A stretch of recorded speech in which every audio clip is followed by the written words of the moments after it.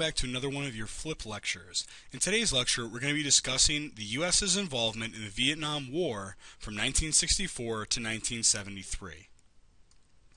Here's a picture where Vietnam is on the map. You may have not known where Vietnam was, and actually, at the beginning of the Vietnam War, most of the American public had no idea where Vietnam was either. As you can see, it's a small country in Southeast Asia. So before the United States gets involved in Vietnam, I'm going to give you a little brief background. A Vietnamese nationalist movement began in the 1940s, and this nationalist movement is going to become known as the Viet Minh. The goal of the Viet Minh was to have an independent Vietnam, because at the time they were still considered a colony of France, and the French army was occupying the country. The leader of this movement is going to be a guy by the name of Ho Chi Minh. And Ho Chi Minh is going to be a communist, but he is going to be more of a nationalist, wanting independence, than he will be a communist. And these Viet Minh are going to also fight the Japanese during their occupation of Vietnam during World War II. But after World War II and the defeat of the Japanese, France recolonized Vietnam in 1945. This recolonization is going to cause a war between the Viet Minh and the French army. This war is going to drag on for years, and finally in 1954, the Viet Minh are going to defeat the French at the Battle of Dien Bien Phu. Here's a photo of Ho Chi Minh as he was around the time of the U.S. involvement in the Vietnam War. And here are pictures of the battle at Dien Bien Phu.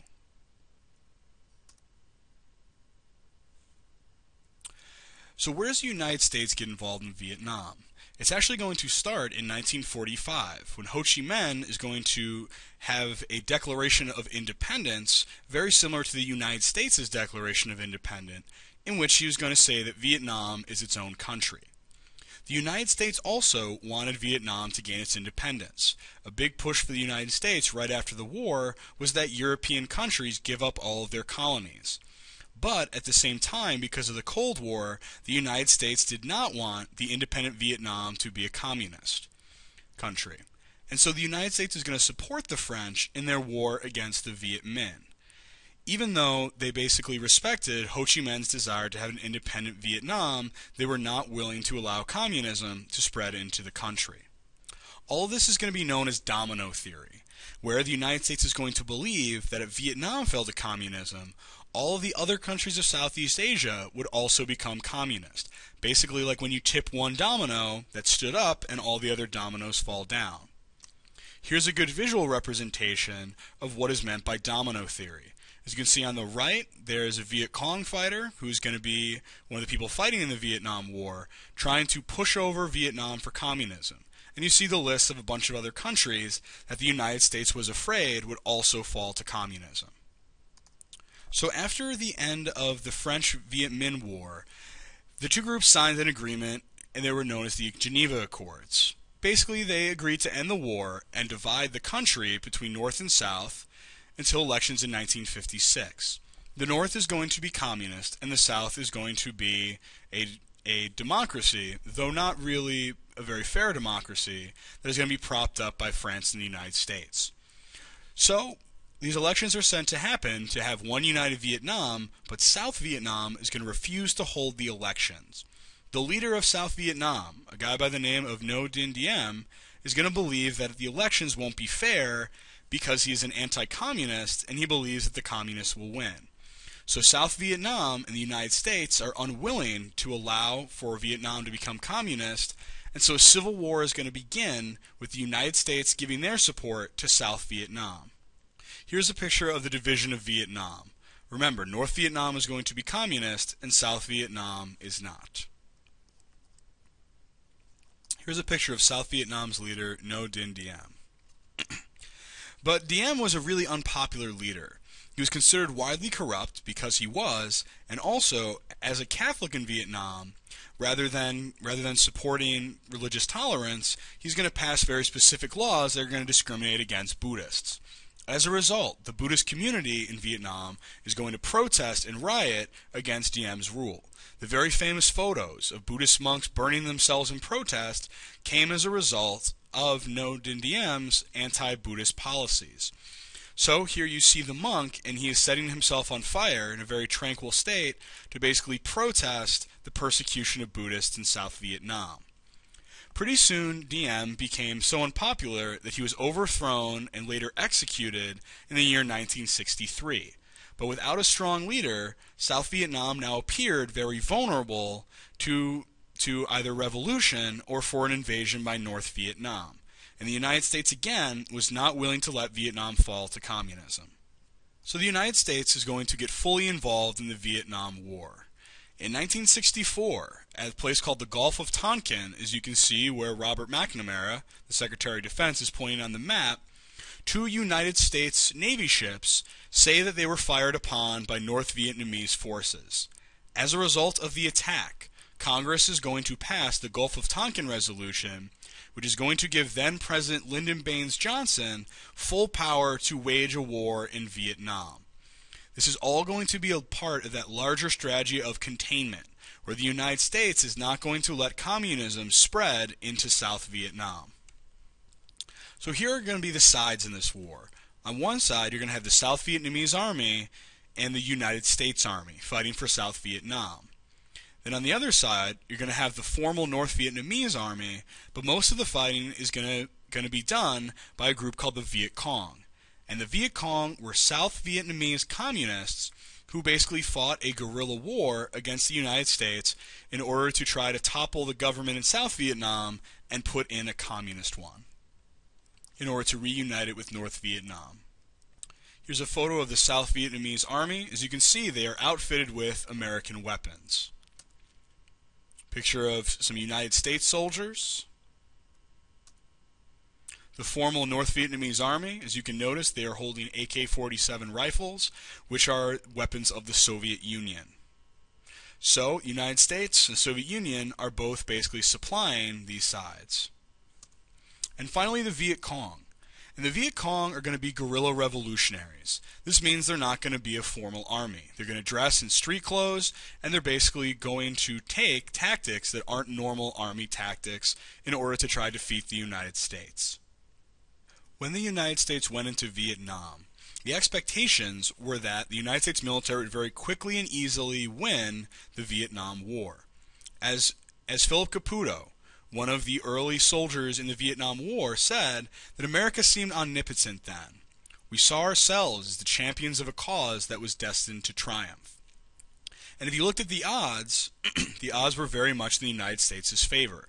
A very strong U.S. military, supported with a lot of air power and bombing and weapons and technology, against a smaller Vietnamese Viet Cong force that basically was going to be fighting a very different kind of war. But the odds seemed very stacked against the North Vietnamese and the Viet Cong in trying to defeat the United States military. However, the realities of Vietnam were very different than American expectations. First off was the type of enemy they'd have to fight. The Viet Cong were guerrilla fighters, meaning that they basically would set up ambushes, traps, and have very brief attacks, basically meant just to kill a couple of American or South Vietnamese soldiers, and then basically they would run away. This was doubly hard to fight because these fighters would wear street clothes and they would blend right into the population.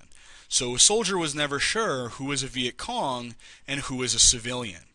And this type of fighting was very, very effective because the United States military, for all of its strength, was not suited to fight these kinds of wars.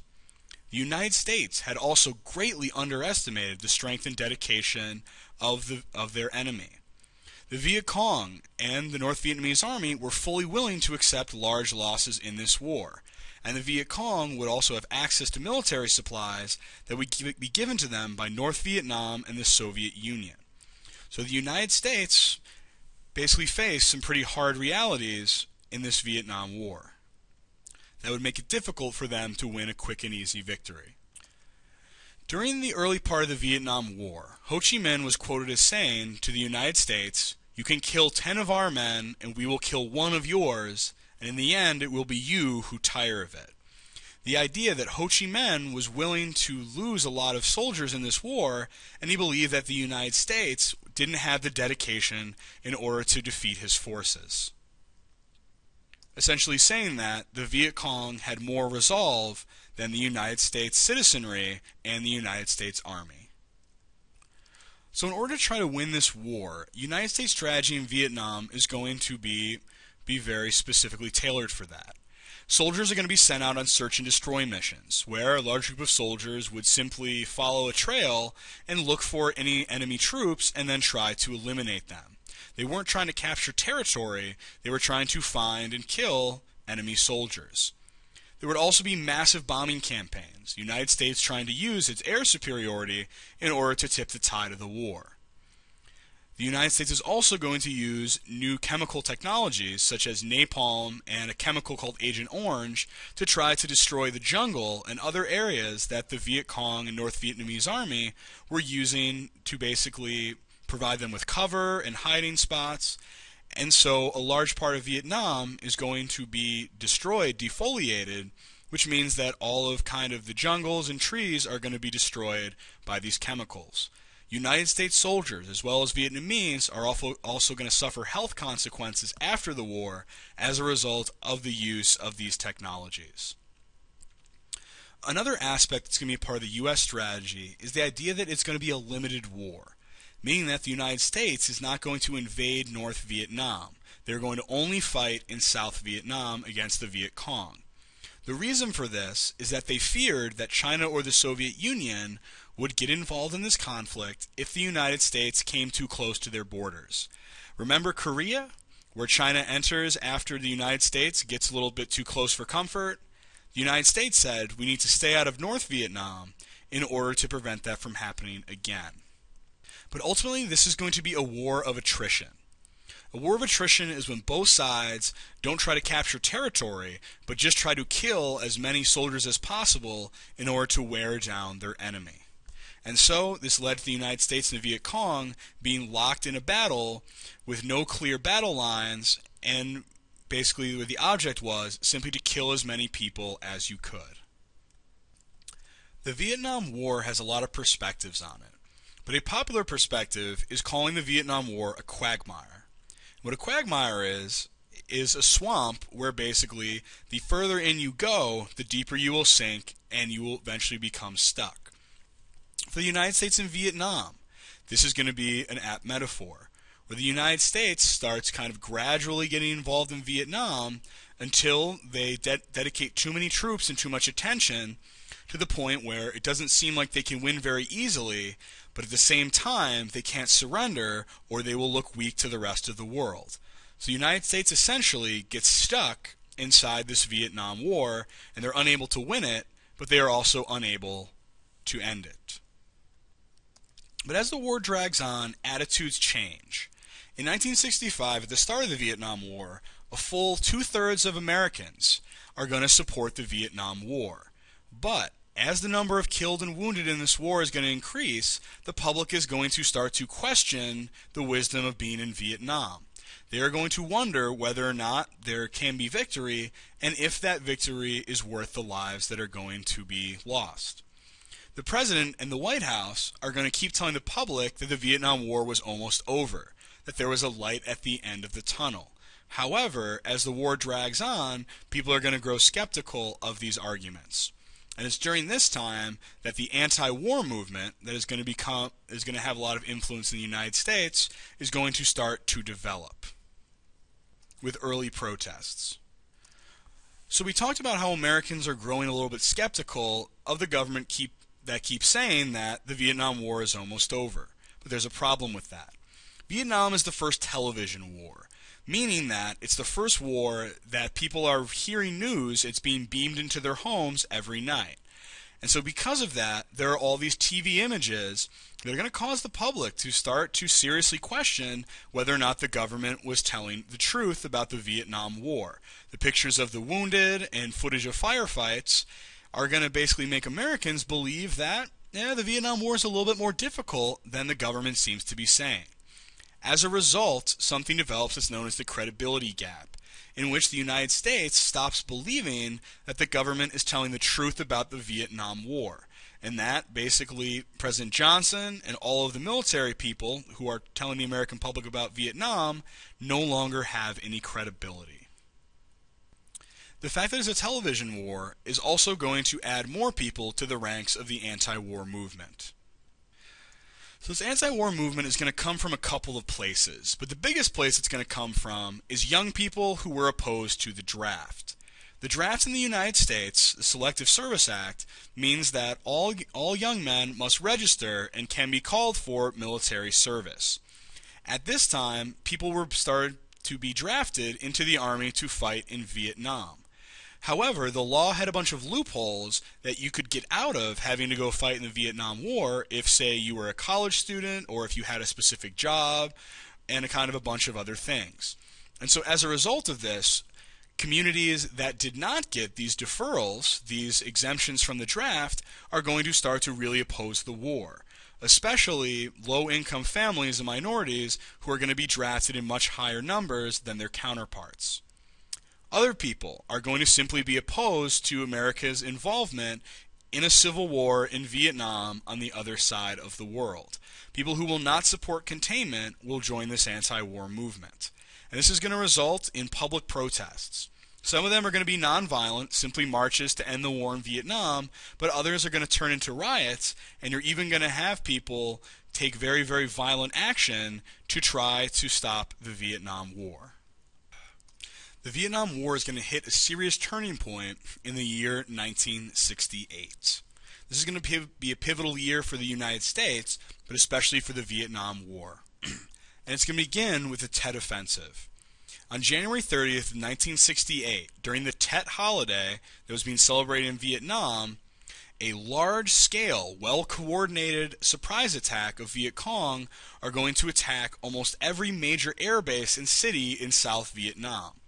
This attack is going to come at night. It's going to be a surprise, but despite this, the U.S. forces are going to defeat this attack. So the Tet Offensive was meant to basically try to take back and destroy a lot of United States presence in Vietnam, but in fact the U.S. forces are going to win this battle. However, the Tet Offensive basically had a bigger impact on society and the American public than it actually did on the military. The generals in Vietnam are going to ask for more soldiers, 209,000 more, to add to the 500,000 or so that were already in Vietnam. So they're asking for an escalation to the war. But to the American public, they were shocked by the Tet Offensive. Even though it was an American victory, they believed that the Viet Cong were supposed to be near defeat, because that had been what the United States had been telling them, the government.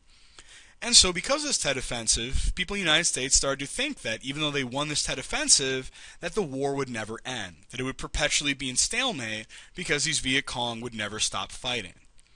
And after the Tet Offensive, only a quarter of the country, 26% of the United States, is going to approve of President Johnson's handling of the war. So this Tet Offensive is going to send major shockwaves through the United States and make more people in the United States question whether or not the United States should stay involved in Vietnam. As a result of his unpopularity in handling the Vietnam War, President Johnson makes a very, very interesting choice. Even though he could run for re-election in 1968, he announced to the country that I shall not seek, nor will I accept, the nomination of my party for the office of president. So LBJ, because of Vietnam, had grown so unpopular that he decides that he is not going to run for re-election because he does not believe that he can win. So this year is going to bring a lot of changes to the United States as well. We're going to have a new president. And that president is going to be somebody who you've heard of before, Richard Nixon. Remember him from McCarthyism? Richard Nixon is going to get elected in 1968, and he is going to become the new president of the United States. He runs on a campaign of winding down and ending the Vietnam War, but he has to put his plan into action. So Nixon's plan to end the war is going to be twofold. He's going to send a special advisor, Henry Kissinger, to go negotiate with Vietnam, China, and the Soviet Union to see if there was a way to bring the war to an end that would allow both sides to save face and not look like they had lost. He then implemented the policy of Vietnamization. And Vietnamization is the policy of the United States gradually withdrawing its soldiers and turning over the fighting to the South Vietnamese army. if you want to think about it this way, remember when we were talking about Afghanistan and Iraq, the United States training the security forces in order to take over. That is essentially what Richard Nixon is trying to do. Take U.S. soldiers out of combat and turn over those roles to South Vietnamese soldiers. In order to put the pressure on the Vietnamese to end the war, he is going to increase the bombing campaign. He is going to also invade the neighboring country of Cambodia to try to destroy the Viet Cong bases there. But in 1970, the invasion of Cambodia was very controversial in the United States because the public saw it as an expansion of the war. And the question then became, is the Vietnam War now going to also bring a Cambodian war? So the American public was very upset about that invasion. And then in 1971, another bombshell was dropped, and the Pentagon Papers are going to be released. In 1971, a Department of Defense worker, Daniel Ellsberg, is going to leak highly confidential and secret documents that are going to detail the events of the Vietnam War. It's going to reveal all sorts of government secrets about the handling of the Vietnam War, the attitudes, and also it is going to show that the government publicly lied to the country about what was going on in Vietnam. So the American public, after reading the Pentagon Papers, are going to believe that the government had lied to them about Vietnam, and as a result, opposition to the war is going to grow even greater. So by 1971, the majority of Americans are going to be against the Vietnam War. Another tragic event in this war is also going to tip public opinion against Vietnam, and that's going to be the My Lai Massacre. The My Lai Massacre took place in March of 1968, and it was a situation where U.S. soldiers got intelligence that there was a village full of Viet Cong at a place called My Lai. So the U.S. soldiers went into the village and killed everybody there. However, those 347 who were killed were all non-soldiers, and none of them were Viet Cong. The soldiers who carried out the massacre used the defense that they were only following orders, that they were ordered to carry out this attack.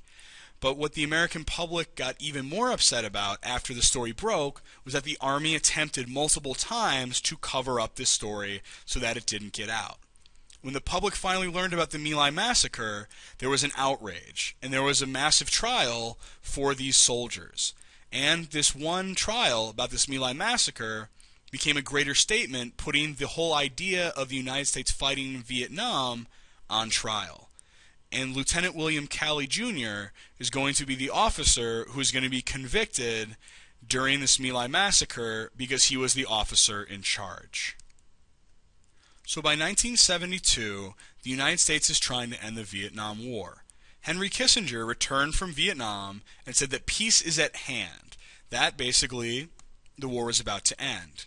But those negotiations eventually failed, and so the United States decided to resume bombing in order to try to pressure the Vietnamese back to the negotiating table, and it worked. So in 1973, a final agreement is made to end the United States' involvement in the Vietnam War. But this peace didn't last very long. Just 2 years later, in March of 1975, North Vietnam is going to invade South Vietnam in order to try to take it over and unify the country under communist rule. The United States in 1975 does not come to the aid of South Vietnam. President Ford, who's going to be the president in 1975, is going to try to send aid, but Congress is going to vote against it. The United States military will not intervene. So on April 30th of the same year, the capital of South Vietnam, Saigon, is going to fall to North Vietnam, and the entire country is going to be united again under communist rule. And the fall of Saigon is going to be kind of the final event in the Vietnam War, where the U.S. Embassy is going to be evacuated, and the United States is no longer going to have a role in Vietnam. During the fall of Saigon, the United States Embassy was rushed by all sorts of South Vietnamese who had helped the United States, who were asking for protection.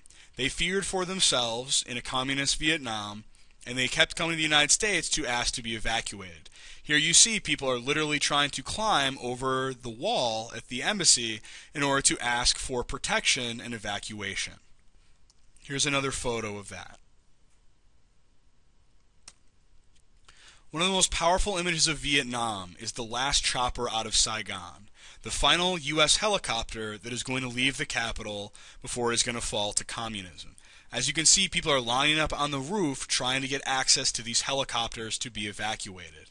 But the final helicopter is going to take off, and the United States is going to leave the South Vietnamese behind. The Vietnam War at the time was America's longest war. It cost over $170 billion, and 58,000 United States soldiers died in the conflict. Over 300,000 were wounded and would bear permanent scars from their injuries. During this war, between 1 and 3 million Vietnamese are going to die. These are both counting soldiers and civilians, but the reason there's not an exact figure is because there simply is no counting all the collateral damage that bombings and this fighting had on the civilian population of Vietnam. Vietnam had a huge impact on the United States. And the Vietnam War was considered to be a defeat by many because basically Vietnam had fallen to communism and the United States Army had failed to defeat the Viet Cong and North Vietnamese. President Johnson's domestic programs, the Great Society, that were basically these ideas to try to help those who were marginalized in society, the spending had to be significantly reduced, and so those programs would eventually wither and would not be successful. Veterans of the Vietnam War are going to come home with post-traumatic stress disorder from their experiences and mental problems, as well as physical injuries. And because the public had been so opposed to the war, and they considered it a defeat, the public would be very non-supportive of veterans returning, which is going to make it very difficult for these veterans to re-enter American society. A lot of people are going to consider these soldiers to be killers, rather than soldiers to be honored. And many more in the American public are going to try to forget all about the war, and that means forgetting about those who fought in it. The American public's confidence in the country was also shaken. The United States had never lost a war, and so the idea that the United States had lost in Vietnam shook the confidence of the nation, and that would have large impact on the America in the 1970s. And also, a growing cynicism and distrust of government, and especially the government leaders, is going to start to take hold in the American public, where people in the United States are no longer going to trust that the government is telling them the truth. Here's a political cartoon that illustrates the Vietnam War and the Great Society. As you can see, President Johnson in the United States really is caught between these two ideas. The woman on the right, who's in the ragged clothes and is very skinny, says U.S. urban needs, domestic needs. The idea that things the United States needed inside the country would not be met because the Vietnam War was so expensive. The caption says, "There's money enough to support both of you. Now, doesn't that make you feel better?" The idea that as the government spends more on the Vietnam War, they're unable to spend money to address the domestic needs of the country at home. Vietnam is also going to tear the country apart emotionally. And ultimately, Vietnam War is not Korea. The United States changed since the Korean War. There is a lot less nationalism, a lot less of kind of that belief in the American religion that we talked about earlier, and a lot less willingness to sacrifice for basically the policy of containment. Americans are no longer going to believe that containment is worth the lives and cost to the United States. An anti-war movement is also going to divide the country. The very radical elements of this anti-war movement are going to create divisions in American society, where even people who were against the war are going to come to hate the anti-war protesters because of the things that they do. The anti-war movement, many people are also going to mistreat returning veterans, which is going to cause even deeper rifts within the society. Minority communities are going to oppose the Vietnam War and are going to be very, very upset about this. The casualties are going to be higher by percentage in these communities, and oppositions and protests from people such as Martin Luther King, and we talked about the large Mexican-American protests in California, and even popular figures like Muhammad Ali are going to come out against this Vietnam War, further creating divides within the United States. And ultimately, it's going to tear the country apart because the American people are going to stop trusting the government. There's going to be a growing distrust and a continuing questioning that continues even up until this day as to why the United States got involved in the affairs of Vietnam. And it's not going to be until 1982 that the country is going to formally remember the Vietnam veterans and those fallen. And so in 1982, the Vietnam Memorial was finally completed. It is a wall on which the name of every soldier who died in the Vietnam War is carved. It's one of the most powerful monuments in all of the United States.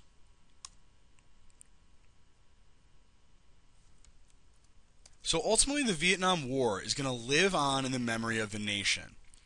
The Iraq and Afghanistan wars, during the time and also today, are often compared to Vietnam.